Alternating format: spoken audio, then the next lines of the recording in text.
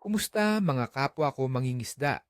Lahat tayo, mula pagkabata, iisa lang ang laging paalala sa atin ng mga nakakatanda. Psst! Huwag kang maingay, baka matakot ang mga isda. Tama ba? Pero paano kung sabihin ko sa inyo na baka mali ang pagkakaintindi natin sa salitang ingay? Paano kung ang pag-uusap ninyo ng kasama mo sa pampang ay hindi naman talaga naririnig ng isda? Sa video na ito, sasagutin natin ang napakatagal ng tanong. Naririnig ba talaga ng isda ang ingay mo sa pampang? Humanda kayo dahil ang matutuklasan ninyo ay maaaring ang dahilan kung bakit madalas kayong umuuwing walang huli.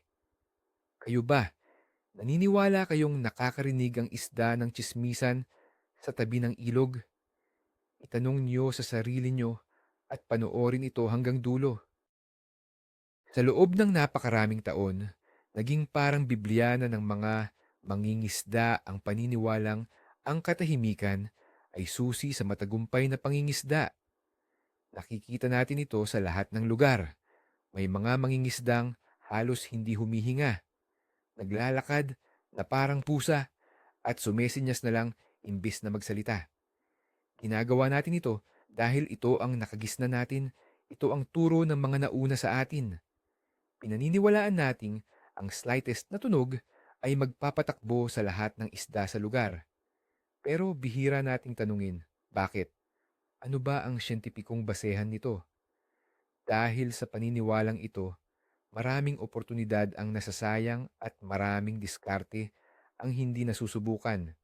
Oras na para pag-usapan natin kung ang dekada-dekadang tradisyon na ito ay isang katotohanan o isang alamat na kailangan ng baguhin. Unahin natin sa pinaka-basic na tanong, may pandinig ba ang isda? Ang mabilis na sagot ay oo, meron. Pero hindi ito katulad ng sa atin. Ang mga isda ay may dalawang pangunahing sistema para makarinig o makaramdam ng mga nangyayari sa paligid nila. Ang una ay ang kanilang inner ear or panloob na tainga na halos katulad ng sa ibang mga hayop. Ito ang ginagamit nila para marinig ang mga sound waves or alon ng tunog na naglalakbay sa tubig. Isipin nyo na lang, ang tubig ay isang napakagandang konduktor ng tunog, mas maganda pa kaysa sa hangin. Kaya naman, ang anumang tunog na nagmumula mismo sa ilalim ng tubig ay malinaw na naririnig ng mga isda. Ito ang dahilan kung bakit sensitibo sila sa mga ingay na galing sa bangka, tulad ng pagbagsak ng anchor or pag-andar ng motor. Kaya malinaw, ang isda ay hindi bingi. Sa katunayan, napakatalas ng kanilang kakayahang makadetect ng tunog sa kanilang sariling mundo sa ilalim ng tubig. Ang tanong na lang ay, kasama ba doon ang mundo natin sa ibabaw? Ngayon, dumako tayo sa pangalawang sistema na marahil ay mas mahalaga pa para sa ating usapan. Ito ang tinatawag na lateral line o guhit sa tagiliran. Kung napapansin ninyo, karamihan ng isda ay mayroong isang linya na tumatakbo mula sa hasang hanggang sa buntot. Hindi lang iyan disenyo. Ang linyang iyan ay isang komplikadong sensory organ. Puno ito ng mga maliliit na selula na kayang makaramdam ng pinakamaliit na pagbabago sa pressure at vibration sa tubig. Isipin nyo ito bilang isang napakahabang radar na nakakabit sa katawan ng isda. Sa pamamagitan nito, nararamdaman nila ang paggalaw ng ibang isda, ang agos ng tubig, at higit sa lahat, ang mga vibrations na nagmumula sa labas ng tubig tulad ng pampang. Ang lateral line ay napakasensitibo. Kaya nitong madetect ang isang insektong nahulog sa tubig ilang metro ang layo. Ito ang susi sa ating diskusyon. Hindi lang pandinig sa tunog ang pinag-uusapan natin, kundi pandamdam sa panginginig o vibration. Para mas maintindihan natin, kailangan nating balikan ang konting physics. Huwag kayong mag-alala, Gagawin nating simple. Ang tunog ay naglalakbay sa pamamagitan ng waves o alon. Ngayon, isipin nyo ang hangin at tubig bilang dalawang magkaibang mundo. Ang hangin ay manipis, habang ang tubig ay siksik o dense. Kapag ang sound wave na galing sa boses mo ay naglakbay sa hangin at tumama sa ibabaw ng tubig, ano sa tingin ninyo ang mangyayari? Karamihan, sa sound wave na iyon ay magre-reflect o tatalbog pabalik sa hangin para itong paghagis ng bola sa pader. Napakaliit na porsyento lang, halos wala, ang makakapasok at maglalakbay sa ilalim ng tubig. Ito ay dahil sa malaking pagkakaiba ng density ng hangin at tubig. Ang ibabaw ng tubig ay nagsisilbing isang malaking harang or barrier para sa mga tunog na nagmumula sa hangin. Ito ang unang malaking clue sa ating misteryo. Kung ang boses natin ay halos hindi makapasok sa tubig, paano ito maririnig ng isda? Kaya, balik tayo sa sitwasyon sa Pampang. Nag-uusap kayo ng kasama mo gamit ang normal na lakas ng boses. Ang mga sound waves mula sa inyong bibig ay naglalakbay sa hangin. Pagdating sa ibabaw ng ilog o lawa, ang mahigit 99% ng lakas ng tunog na iyon ay tatalbog lang. Isipin nyo na lang ang isang salamin. Ang liwanag ay tumatama at nagre-reflect. Ganoon din, halos ang nangyayari sa tunog mula sa hangin patungo sa tubig. Ang natitirang napakaliit na porsyento na makakapasok ay sobrang hina na para marinig pa ng isda bilang isang malinaw na boses. Para sa kanila, ito ay parang isang napakahinang bulong na natabunan na ng normal na ingay sa ilalim ng tubig, tulad ng agos o paggalaw ng mga halaman. Kaya sa susunod na may magsabi sa iyong huwag kang magsalita, maaari mo nang sabihin na ayon sa siyensya, malamang ay hindi ka naman niya naririnig. Pero huwag muna kayong magdiwang dahil hindi pa diyan nagtatapos ang kwento. Kung ang boses natin ay hindi problema, ano pala ang tunay na kalaban? Ito na, mga kasama, ang tunay na salarin ay hindi ang tunog na naglalakbay sa hangin, kundi ang vibration na naglalakbay sa lupa. Tandaan ninyo, ang pinag-usapan nating lateral line ng isda, ito ay sobrang sensitibo sa vibrations at hindi tulad ng hangin, ang lupa o ang pampang ay direktang konektado sa tubig.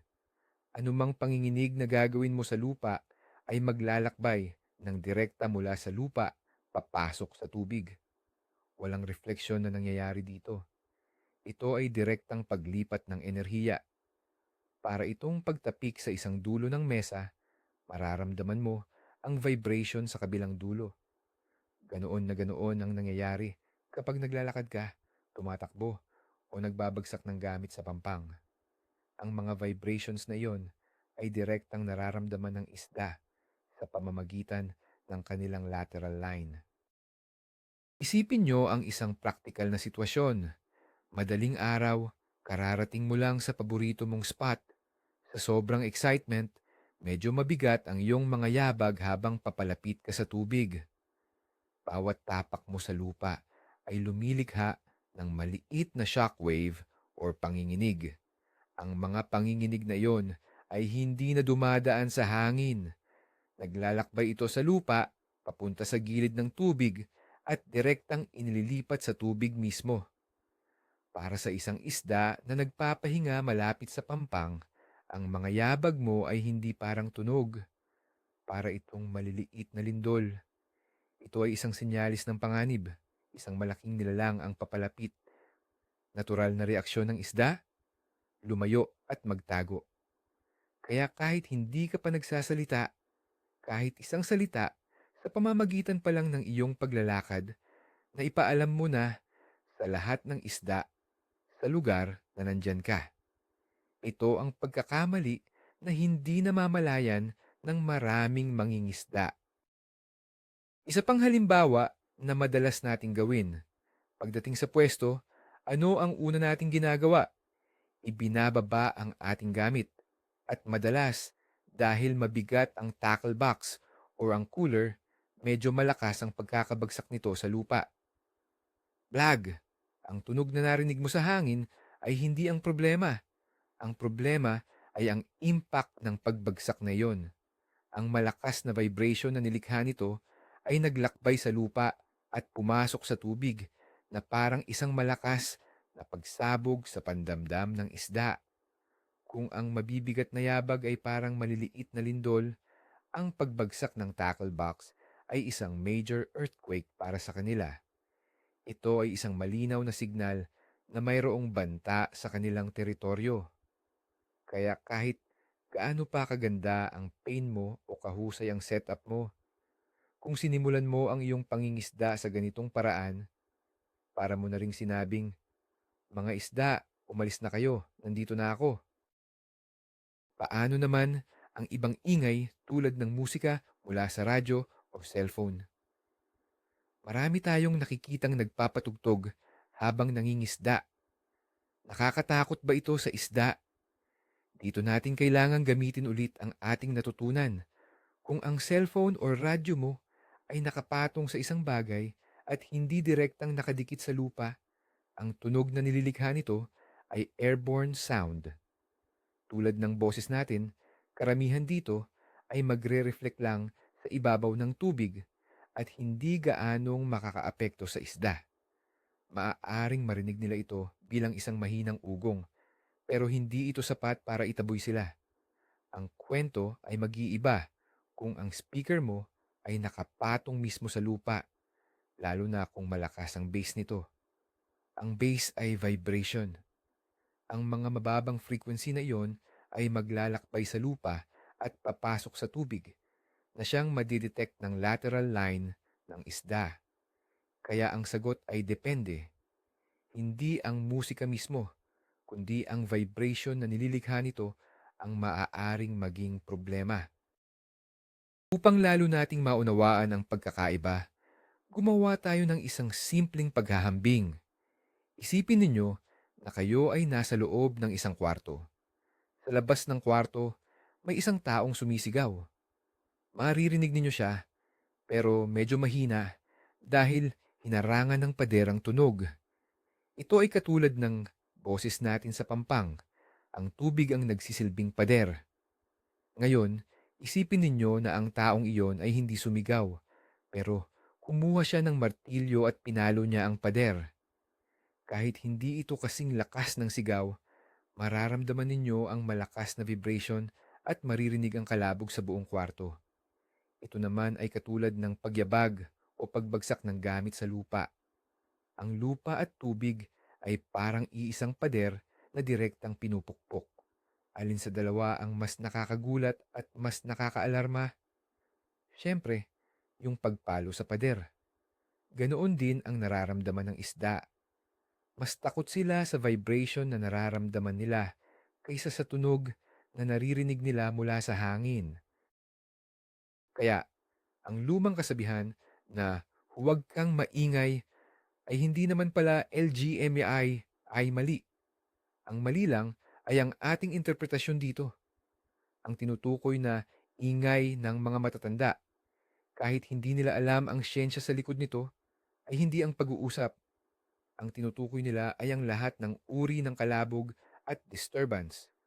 Ang pagputol ng kahoy, ang pagpukpok, ang pagtakbo-takbo sa pampang. Lahat ng iyan ay lumilikha ng matinding ground vibrations. Sa kanilang karanasan, napansin nila na kapag maraming ganitong klasing aktibidad, mas konti ang huli. Kaya ang pinakamadaling paraan para ipaliwanag ito ay sabihing huwag kang maingay. Ang aral dito ay kailangan nating tingnan hindi lang ang sinasabi ng tradisyon, kundi ang mas malalim na dahilan sa likod nito. Ang kanilang obserbasyon ay tama, pero ang ating modernong pag-unawa sa siyensya ang nagbibigay linaw kung bakit ito tama.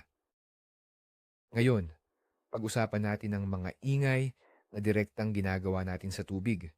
Ito ay isang ganap na naiibang sitwasyon. Tandaan ninyo, ang tubig ay napakagaling na konduktor ng tunog. Anumang tunog o vibration na magsisimula sa tubig ay maglalakbay ng mabilis at malayo. Halimbawa, ang malakas na pag-splash ng iyong pain o lure sa tubig. Ang tunog at pressure wave na nililikha nito ay direktang naririnig at nararamdaman ng isda. Minsan, ito ay nakaka-attract, lalo na sa mga predatory fish na iniisip na ito ay isang maliit na isda na nahulog. Pero kung ito ay paulit-ulit at hindi natural, ito ay nagiging senyalis ng panganib. Ang pagwawasiwas ng dulo ng iyong fishing rod sa tubig o ang pagbagsak ng bato ay mga halimbawa ng direktang disturbance na siguradong makakataboy sa mga isda, lalo na sa mga mababaw na lugar. Isa pang kritikal na halimbawa ay ang paggamit ng bangka. Kung ikaw ay nangingisda mula sa isang bangka, dapat mong tandaan na ang buong bangka ay isang malaking sound amplifier na direktang nakalapat sa tubig. Ang pagbagsak ng kahit isang maliit na gamit sa sahig ng bangka ay lilikha ng isang malakas na tunog na direktang dadalhin ng katawan ng bangka papunta sa tubig. Ito ay maririnig ng isda na parang isang malakas na tok sa kanilang mundo. Ang pag-scrape ng upuan, ang pagkaladkad ng cooler, o ang pagyabag sa loob ng bangka ay mga ingay na dapat iwasan. Kaya kapag nasa bangka, ang prinsipyo ay pareho pa rin. Hindi ang boses mo ang problema, kundi ang contact noise o ingay na nalilikha ng pagtama ng mga bagay sa mismong bangka. Ang pagiging maingat sa pagkilos sa loob ng bangka ay kasing halaga ng pagiging maingat sa paglalakad sa pampang. Batay sa lahat ng ito, ano ang mga praktikal na hakbang na maaari nating gawin? Una, baguhin ang iyong mindset. Huwag kang matakot mag-usap o tumawa ng mahina kasama ang iyong mga kaibigan. Ang pangingisda ay para ma-enjoy. Ang dapat mong pagtuunan ng pansin ay ang iyong pisikal na pagkilos. Bago ka pa man makarating sa iyong pwesto, planuhin mo na ang iyong paglapit. Dahan-dahan kang maglakad. Iwasan ang pagtakbo at mabibigat na yabag, lalo na sa huling 10 metro papunta sa tubig. Isipin mo na ang lupa sa paligid ng tubig ay isang malaking drum. Anumang tapik dito ay maririnig sa ilalim. Maging isang anino, hindi isang elepante. Ang pagiging banayad sa paglapit ay ang unang hakbang para hindi mo maitaboy ang mga isda bago ka pa man makapaghagis ng iyong pain. Pangalawang praktikal na tip, ayusin ang iyong mga gamit ng may pag-iingat.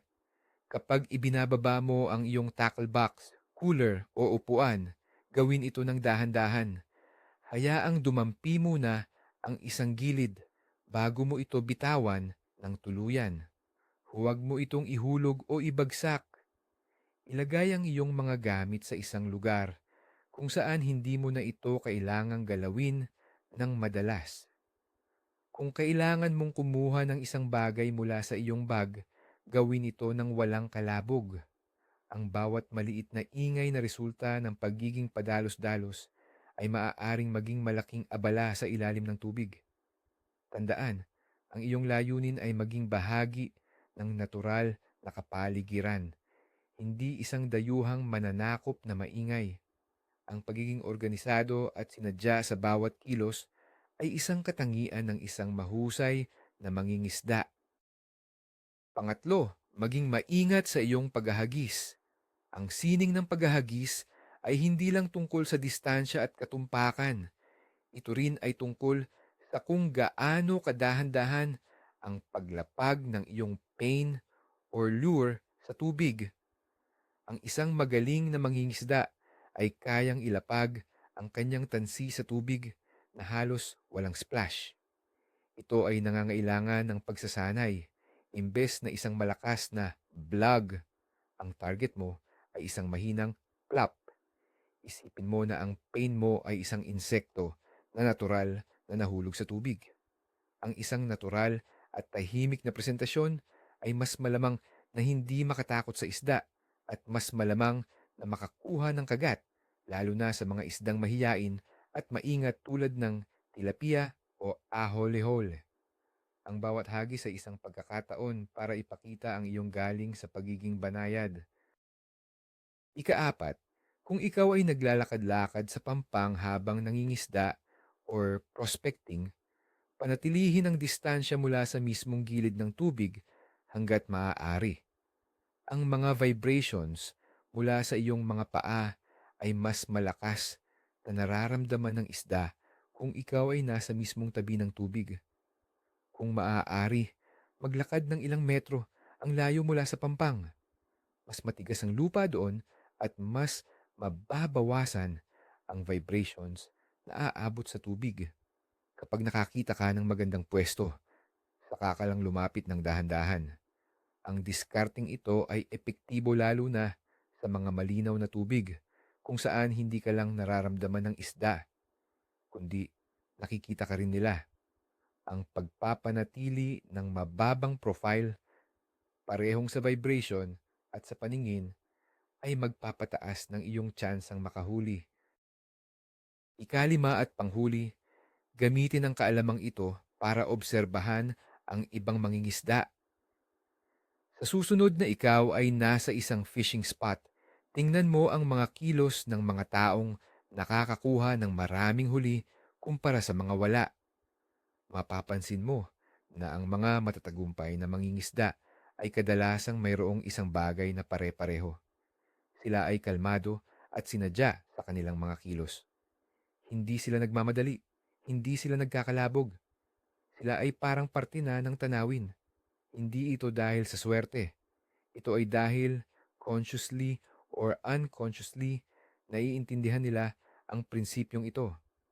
Naunawaan nila na ang tunay na stealth sa pangingisda ay hindi tungkol sa pagtahimik ng bibig, kundi sa pagpapakalma ng buong katawan.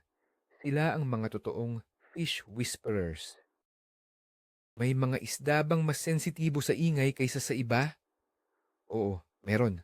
Ang mga isda na madalas target ng mga mangingisda sa mga high-pressure na lugar ay karaniwang mas maingat at mas sensitibo sa anumang uri ng disturbance. Ang mga isda tulad ng trout, carp, at maging ang ating sariling tilapia ay kilala sa pagiging madaling matakot. Sa kabilang banda, ang mga predatory fish tulad ng largemouth bass or ang ating dalag ay maaaring ma-curious sa ilang uri ng ingay o splash dahil iniisip nilang ito ay isang posibleng biktima. Kaya mahalagang alamin ang uri ng isda na iyong hinuhuli. Ang iyong diskarte sa ingay ay dapat iakma sa kanilang pag-uugali. Ngunit bilang isang pangkalahatang tuntunin, ang pagiging maingat at pag-iwas sa ground vibrations ay palaging isang magandang ideya anuman ang iyong target. Paano naman ang panahon? May epekto ba ito? Tiyak. Sa isang napakatahimik at kalmadong araw, kung saan ang ibabaw ng tubig ay parang salamin, ang bawat maliit na vibration o splash ay mas madaling mapansin. Sa mga ganitong kondisyon, kailangan mong maging extra careful. Sa kabilang banda, kung ang panahon ay maulan o mahangin, ang ibabaw ng tubig ay magulo na. Ang mga alon at patak ng ulan ay lumilikha ng maraming background noise sa ilalim ng tubig. Ito ay maaaring maging pabor sa iyo. Ang natural na ingay na ito ay maaaring magmask o magtago ng mga maliliit na vibrations na iyong nagagawa. Kaya sa isang maulan o mahanging araw, maaari kang maging medyo mas maluwag sa iyong pagkilos. Ngunit tandaan, ang malalakas na vibrations tulad ng pagbagsak ng gamit ay mararamdaman pa rin kahit anong panahon. Bilang pagbubuod sa lahat, ang sagot sa tanong na naririnig ba ng isda ang ingay mo sa pampang ay komplikado. Kung ang ibig mong sabihin sa ingay ay ang iyong boses, ang sagot ay malamang na hindi. Ang pisika ay nagsasabi na ang airborne sound ay hirap na hirap makapasok sa tubig. Ngunit kung ang ibig mong sabihin sa ingay ay ang mga vibrations mula sa iyong mga yabag, pagbagsak ng gamit, at iba pang pisikal na aktibidad sa lupa, ang sagot ay isang malakas at malinaw na oo. Hindi nila ito naririnig sa paraang naririnig natin ang tunog. Mas tama sabihing nararamdaman nila ito. At para sa kanila, ang pakiramdam na iyon ay isang malinaw na senyales ng panganib. Kaya ang aral ay simple. Mag-usap kayo hanggat gusto ninyo, pero kumilos kayo na parang naglalakad sa ibabaw ng itlog. Ang katahimikan na kailangan mo ay wala sa iyong lalamunan, kundi nasa iyong mga paa. Kaya ayan na, mga ka-fishers, ang malaking revelasyon, hindi ang bibig mo ang nagtataboy sa isda, kundi ang mga paa mo. Ang pinakamalaking aha moment dito ay ang pag-unawa na taon-taon nating pinagtutuunan ng pansin ang maling klase ng ingay. Nag-aalala tayo sa ating mga boses, habang ang tunay na salarin ay ang mga panginginig sa lupa na hindi natin namamalayan. Ang kaalamang ito ay babago sa lahat. Hindi mo na kailangang suminyas o bumulong. Maaari kang mag-enjoy sa pakikipagkwentuhan habang nangingisda. Ang kailangan mo lang baguhin ay ang paraan ng iyong pagkilos. Maging mas banayad, mas maingat, at mas sinadya.